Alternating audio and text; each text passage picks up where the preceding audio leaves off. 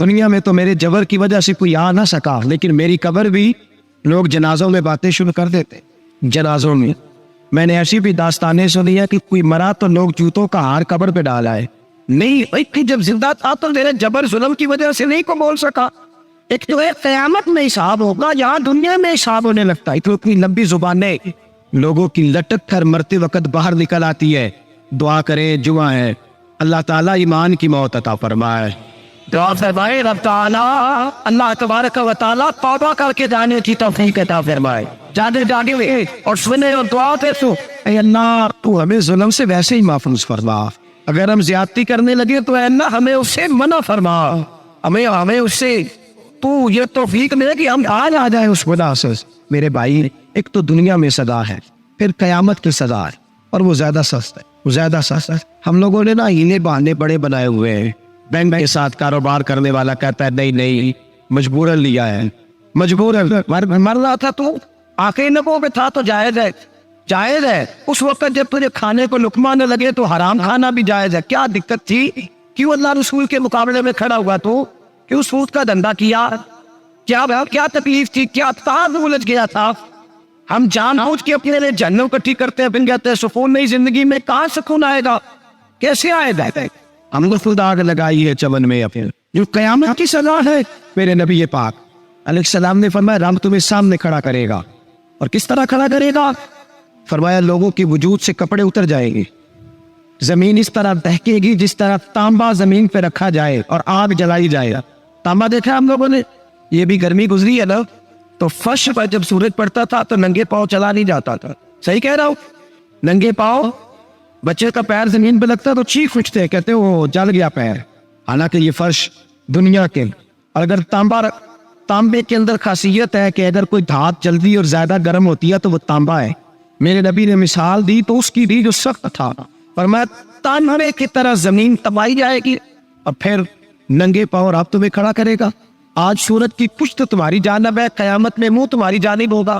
نیزہ آپ نے دیکھا ہوگا، نیزہ ہوتا تھا، فرمایا یہ تم نیزے دیکھتے ہو صرف سوا نیزے کے برابر سورج قریب آ جائے گا، اور پھر اللہ تمہیں سامنے کھڑا کر کے تم سے سوال جواب کرے گا۔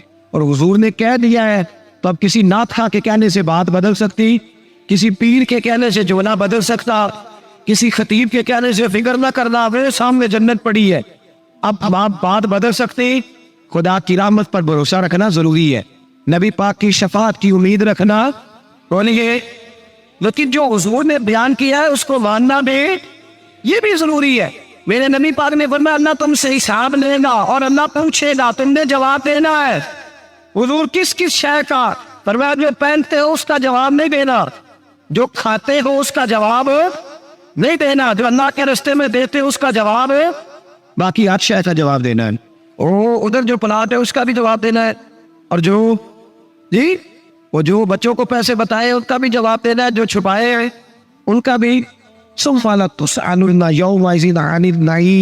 جو کمیٹی اپنے محلے میں ڈالی ہے اس کا بھی جواب دینا ہے، جو سسرال کے علاقے میں ابا جی سے چوری ڈالی ہوئی ہے اس کا جواب بھی، سب کا جواب دے رہا ہے، تمام حساب کتاب۔ اور اللہ فرماتے ہیں میں سامنے کھڑا کر کے ہر سوال کا تجھے جواب، تجھے ہر سوال کا جواب۔ اچھا، یہ جو بڑے لوگ تھے وہ حساب سے ڈرتے تھے، ہم چھوٹے لوگ ہیں، ہم حساب سے ہم نہیں ڈرتے، ہم کہتے ہیں دیکھی جائے۔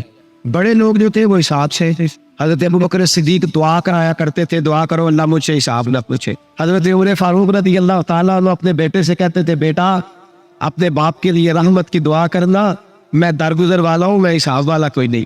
بڑے لوگ ڈرتے تھے، بڑے لوگ۔ حضرت عثمان غنی قبر پہ کھڑے ہوتے تھے تو داڑھی آنسوؤں سے بھیگ جاتا۔ غلام کہتے ہیں حضور 3 دفعہ نبی پاک نے آپ کو جنت کی بشارت، 3 دفعہ بشارت دی ہے تو آپ کیوں اتنا روتے ہیں؟ عثمان غنی فرماتے جس رسول نے مجھے جنتی کہا ہے اسی محبوب نے مجھے فرمایا تھا عثمان قبر آخرت کی منزلوں میں سے پہلی منزل ہے۔ اور آپ فرماتے میرے تو کمرے میں دیا گل ہو جائے تو مجھے ڈر لگتا ہے، اس میں تو مکمل دے رہا ہے۔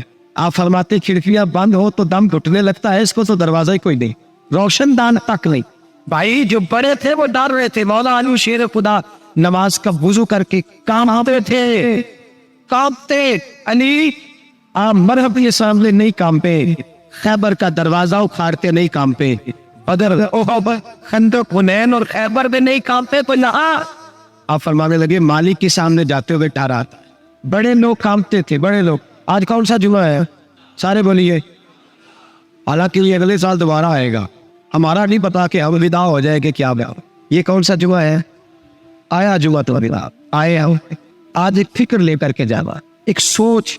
جہاں روز رات کو بیٹے کی ٹینشن, بیٹی کی ٹینشن, بھائی کی ٹینشن, پوتے کی ٹینشن ہوتی ہے نا, ایک ٹینشن اور اپنے. آج ایک ٹینشن بڑھا لو, قبر کی ٹینشن پیدا کر لو, قیامت کی تھوڑی سی فکر کر لو, تھوڑی سی ایک نمحہ رہی جو اس سے تھوڑا خیال پیدا کرے.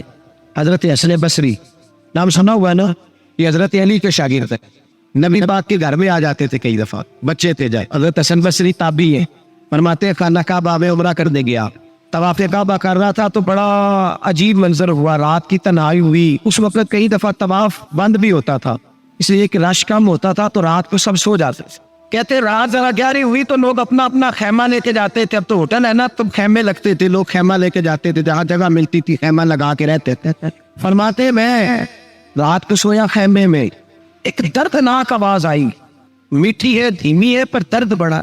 کوئی رونے والا رو کے کہتا ہے اللہ حساب قیامت میں مجھ سے نہ لینا, اے اللہ تنہائی میں جتنا مرضی حساب لینا پر لوگوں کے سامنے نہ لینا. اور پھر کہتا ہے اللہ فضل تو تب کرے جب تو میرا حساب پوچھے ہی جاؤ. پھر چند منٹ گزرے تو پھر وہ رونے لگا. میرے کانوں میں آواز آئی, کہنے لگا اے اللہ حساب تو ان کا لیا جاتا ہے جو حساب کے قابل ہوتے ہیں. اللہ حضرت کہتے ہیں نا رضا سے تو کیا حساب لے گا, رضا بھی کسی حساب میں. اے اللہ میں قابل نہیں, مجھ سے حساب نہ لینا. کہتے تھوڑی دیر گزری تو پھر وہ رونے لگا, پھر ذرا سانس سنبھلے تو پھر کہنے لگا اے اللہ میں تو لوگوں کو کوئی بندہ حساب پوچھ لے تو نہیں دے سکتا, میں تجھے کیسے حساب. پھر تڑپنے لگا. کہتے تھوڑی دیر گزری تو پھر ایک لفظ انہوں نے کہے رونے والے نے, کہنے لگے اللہ تیرے محبوب کا فرمان ہے جو معافی مانگے تو اسے معاف کر دیا کر. اے اللہ میں معافی مانگنے آیا ہوں اور مسجد نہیں آیا, میں کعبۃ اللہ ہی آ گیا ہوں.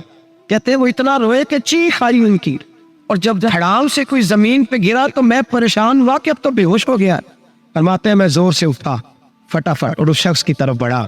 میرے دل میں خیال ہے کوئی گناہگار ہے بیچارہ, تو چلو میں بھی دعا کرتا ہوں, اس کو کہتا ہوں بیٹے فکر نہ کر, اللہ تیری مدد کرے گا. فرماتے میں گیا اس نیت کے ساتھ کہ میں کہوں گا چلے اٹھے ہو, تم بھی دعا کرو, میں بھی کرتا ہوں, اللہ ہم سے حساب نہ پوچھے. کہتے میں گیا تو وہ شخصیت بے ہوش پڑی تھی, کالے سیاہ بال ان کے چہرے پہ بکھرے ہوئے تھے. کہتے لوگوں جب میں نے زلفیں ہٹائی چہرے سے تو میرا وجود کانپنے لگا آسمان ٹوٹ پڑے گا, زمین پھٹ جائے گی, ستارے بکھر جائیں گے, آج بہ جائیں گے سمندر. فرماتے ہیں میری چیخیں نکل گئی. یہ کوئی گناہگار تو نہیں, یہ تو حضرت فاطمہ کے پوتے امام زین العابدین ہے, یہ تو امام حسین کا وہ بیٹا ہے جو کربلا میں تنہا بچے. فرماتے میں امام کا چہرہ دیکھا تو بھاگ کے آیا, اور میں نے اپنی داڑھی ان کے پیروں کے ساتھ مس کی, اور میں نے کہا حضور اٹھیے. امام اٹھے تو میں نے کہا شہزادے تیرے تو اشارے سے اللہ کئی گناہگاروں کو بخشے گا, تیری تو دعا سے اللہ بخشے گا, یہ کیا کر رہے ہو. امام زین العابدین کہنے لگے حسن بصری ادھر آ یار, ادھر آؤ بزرگو, میرے دادا کے پاس رہنے والے ہو, میں نے نا آج ہی سنا ہے کہ اس کا عذاب بڑا سخت ہے, آؤ میرے لیے دعا کرو, اللہ پاک مجھ سے حساب نہ پوچھے. کہا حضور نہ کرے. اب فرمانے لگے تجھے نہیں پتا کچھ چیزیں ایسی ہیں کہ رب نے اگر حساب پوچھا تو میں واقعی جواب نہیں دے پاؤں, چل کر میرے لیے دعا. کہتے میں نے ہاتھ باندھے حضور میں نہیں کہا اٹھا کہہ. فرماتے میں نے ہاتھ اٹھائے, میں نے کہا اے اللہ تیرے رسول کا شہزادہ ہے, یہ تیرے رسول کا شہزادہ ہے, یہ کہہ رہا ہے تو فضل کر. اور بھائی جو کھڑے تھے وہ تو تڑپتے تھے, سسکتے تھے, بولی ہیتی کہتے ہیں.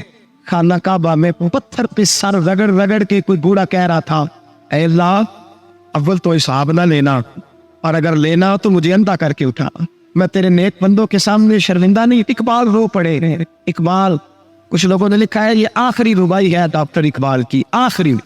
اس کے بعد شاید اس نے کلام کچھ سیرت نگاروں کا خیال ہے. اقبال مدینے کی طرف منہ کر کے کہنے لگے تو غنی ازہر دو عالم من فقیر, اللہ تو غنی ہے میں تو فقیر ہوں, روز محشر عذر آئے من بصیر.